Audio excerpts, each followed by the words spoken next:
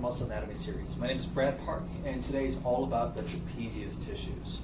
Now, the coolest thing ever about this muscle is that it is one giant kite that spans from the base of the skull around to the shoulders and fans back around to basically the middle aspect of the spine. Because of how big this thing is, it has a lot of jobs and it takes up a whole lot of real estate. So where to start, right? So this guy actually originates at the nuchal line of the occiput.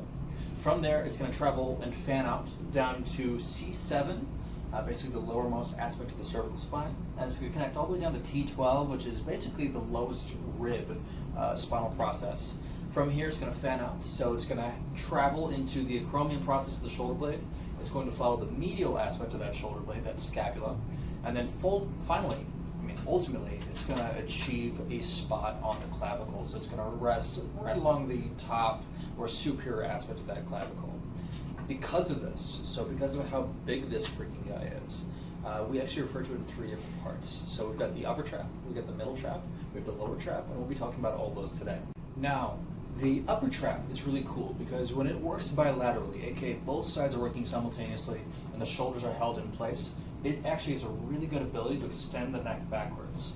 We also tend to see when it's working unilaterally, so only one side at a time, the left side trap might rotate your head to the right, and the right side trap might rotate your head to the left. We also tend to see that when it's all working efficiently, when everything is doing what it's supposed to, and serratus is also helping out, the upper trap can be a gigantic component in upward shoulder rotation. We tend to see that this thing is really good at rotating the glenoid fossa of the scapula upwards, which gives your humerus this nice table to sit on so you can ultimately get your arm over your head. Without that, this isn't going up, period. Now, we've already talked about the rhomboids and how they're really good at giving you that superior posture by sliding those shoulders back into retraction. Middle trap just comes in and helps, right? The lower trap directly underneath that middle trapezius, so when this stuff isn't retracting, well, the lower trapezius is going to come in and it's going to be really good at depression. So it's going to be really good at sliding the shoulder down towards, more towards the hip. And it's also going to be really good at downward rotation, which means we're going to be sliding the inferior aspects of the shoulder blade medially in towards the base of the spine as well. Now, something really interesting starts to happen when we have two separate sections of the trapezius working simultaneously. We tend to see during upward rotation that the upper trap will come in and start to pull on the acromioclavicular joint or the AC joint. It'll start pulling that up towards the head. Meanwhile, lower trap is coming from the other side. So lower trap is actually going to start pulling the medial superior aspect of the scapula down towards the pelvis, which creates this giant wheel effect where this whole shoulder blade starts to do this huge rotation. This is huge because not only do we have one big muscle pulling upwards, we have also another big muscle creating torque from the other direction, ultimately allowing you to get your arm over your head. Now, think about this for a second, right? So we've just created this giant wheel of torque, right? And if my body's going to be using all this force to move in one direction, on the other side of that, there needs to be something that's going to be able to slow it down, right? So right now, we've got upper trap and lower trap working together to rotate the shoulder around the sternoclavicular or the SC axis.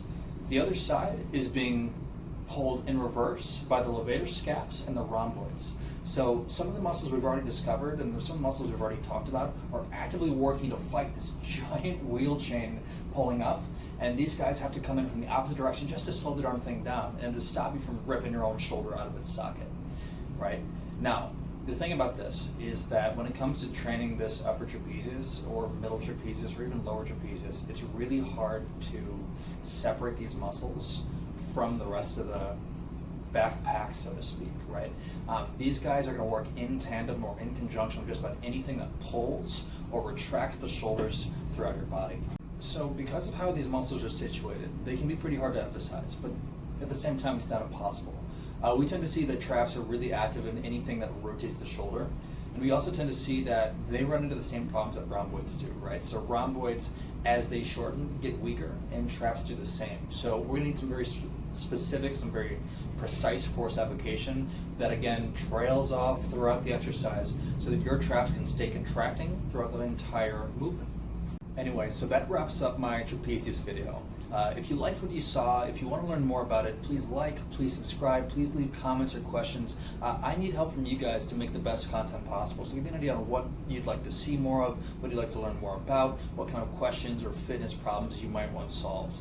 My next video is going to be all about subclavius. So, again, we're talking more about the clavicle, we're talking more about the shoulder chain. We're going to basically finish off the shoulder thing before moving down into the abs or down to the legs next.